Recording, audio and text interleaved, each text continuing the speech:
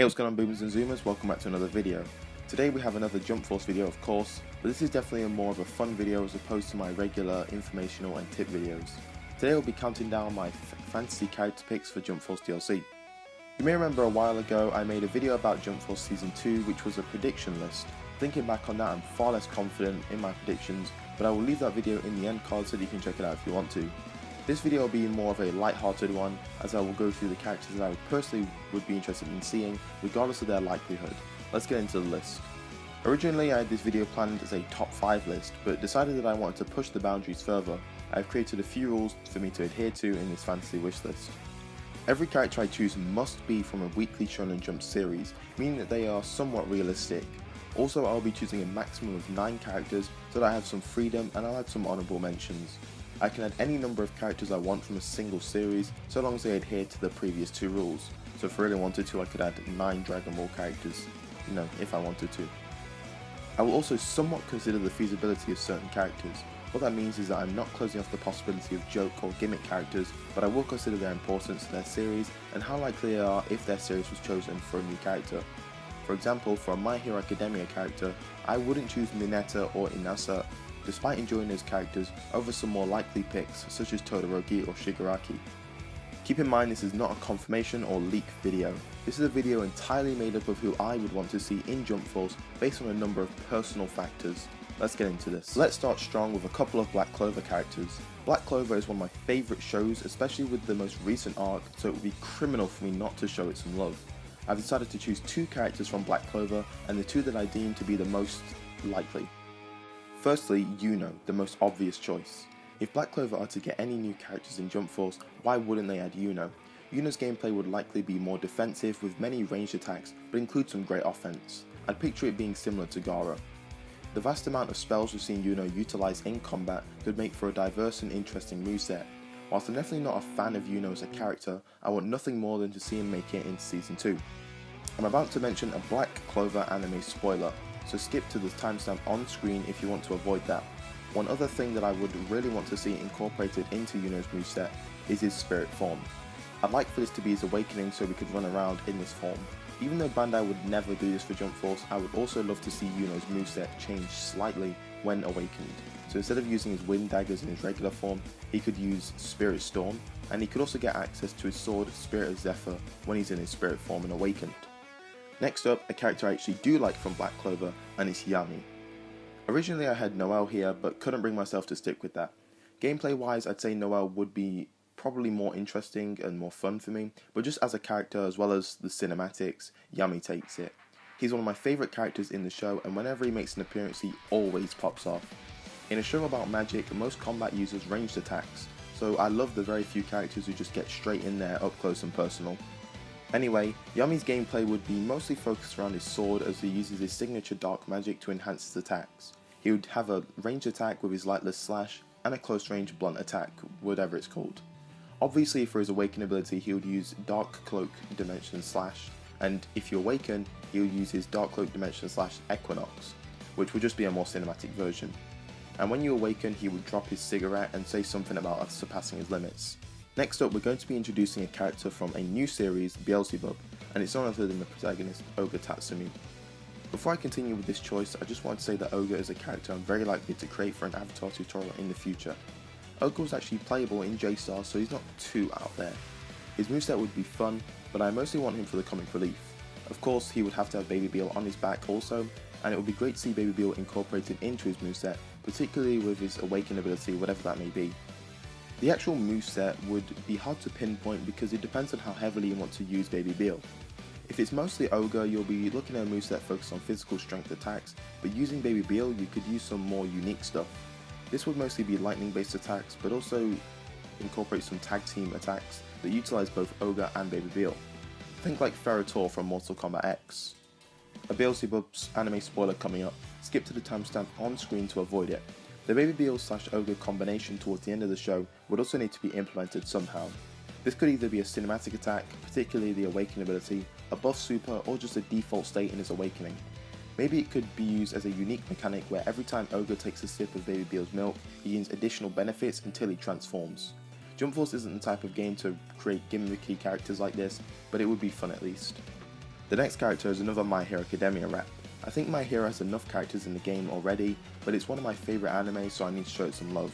I was really close to putting Stain here since we have no villains added from the series, but I thought that a character like Aizawa could offer some really interesting stuff that isn't too gimmicky or outright overpowered. Aizawa would be able to utilise a mechanic that only Asta currently has access to in Jump Force, and that's the ability lock mechanic, blocking the opponent from interacting with their energy gauge whatsoever. This would just be a regular ability for Aizawa.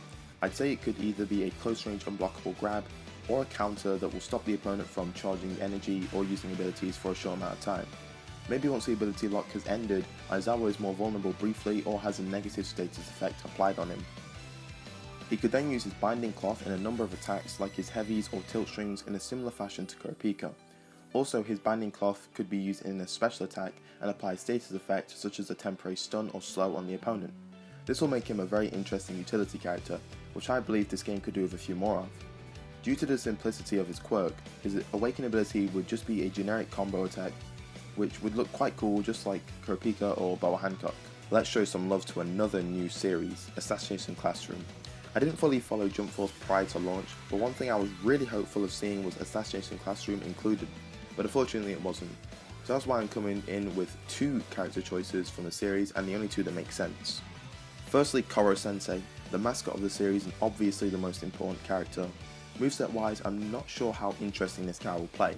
There's no particular special attacks that he can use, but we do know he's very fast, allowing him to evade attacks easily. That's the entire point of the show. So this could be incorporated into his moveset. Maybe utilising his immense speed, he could have some form of after image ability. He does have a couple of abilities such as absolute defense and an energy laser, but Koro Sensei's success as a character would come more from his personality as opposed to his moveset. As for Nagisa, I think there's a lot more there to work with when it comes to specific moves. His gameplay would also be quite unique, utilising a number of modern military style weapons such as handguns, rifles, grenades and knives into his combo attacks.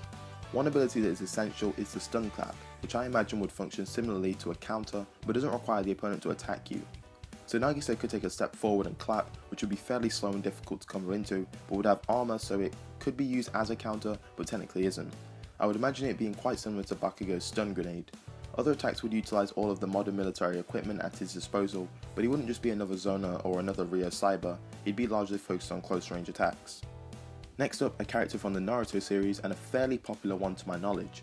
I'm not going to go too in depth here, I haven't seen Naruto and therefore I don't want to see too many spoilers online whilst researching, but the character is Might Guy. Just based on appearance and some clips I've seen, Might Guy is my favourite Naruto character, which I did say in my Might Guy avatar tutorial video. Don't know much about Guy's specific abilities, just make him look good and add his awakening, which you should know what that is if you've obviously seen it, and I'm basically sold, and like I say I don't want to look up anything, I don't want to get spoiled here, so I'm just going to say add Might Guy to Jump Force and I will be big happy. Next we have Shoyo Hinata, the protagonist of Haikyuu. This is obviously the joke character of them all. Hinata was in J-Stars but only as an assist character, you couldn't actually play as him. This section will also be quite short because I don't really know what to say about his moveset. I just want to smoke hard-working warriors, prodigies and literal gods with a volleyball player. Again, with Jump Force being designed the way it is, it would never go for a character so outlandish and gimmicky, but I just want to see the entirety of Karasuno High spawn in for the awakened attack and have Hinata and Kageyama pull off a deviant fast attack. And by the way, I just love. Finally, we have one of the best characters from one of my favourite shows, Isaac Netero from Hunter x Hunter. I'd love to see another Hunter x Hunter character in Jump Force, and even though I think a villain character is way more likely, if I could use anyone I'd pick Netero. There's only a couple of reasons I'd like Netero really. One is he's a straight alpha male. The second reason is that I would love to see the 100 type Guanyin ability in the game, which is his Nen ability of course.